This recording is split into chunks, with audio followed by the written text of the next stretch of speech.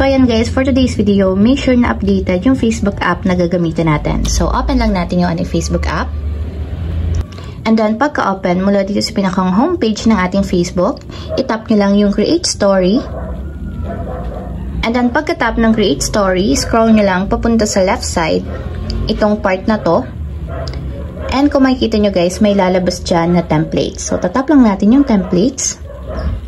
And dito guys, pwede na kayong mamili ng design or templates na gusto nyo gamitan sa inyong Facebook story. So, for example, is ito yung pipiliin kong template. So, tap nyo lang yung gusto nyong template. And dito guys, pwede na kayong mag-add ng photos na gusto nyong ilagay sa inyong template. So, nakalagay dito is 6 na photos yung pwede nyo ilagay.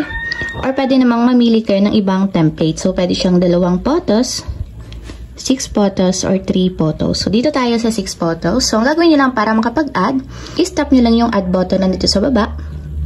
And pili lang kayo ng picture na gusto nyong ilagay dun sa inyong template. And ayan guys, kita nyo naman, andito na siya sa grid. So, mag-add pa ulit tayo.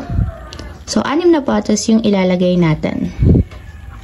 So, ayan guys, mag-add lang tayo ng mag-add dito.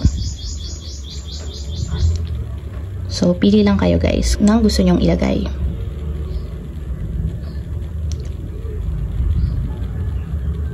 So, ayan kung makikita nyo, 6 na photos or pictures na yung nilagay ko dito sa template. So, ang gagawin na lang natin dito guys is itap natin yung check button na nandito sa gitna. And ito na yung free view ng ating Facebook story. So, para ma-post, tap na natin yung share. And ayan guys, kung makikita nyo, nakapost na yung aking story template dito sa aking Facebook. So, ayun lang guys, ganun lang kasimple kung paano nga ba story ng may template sa ating Facebook account. If you have a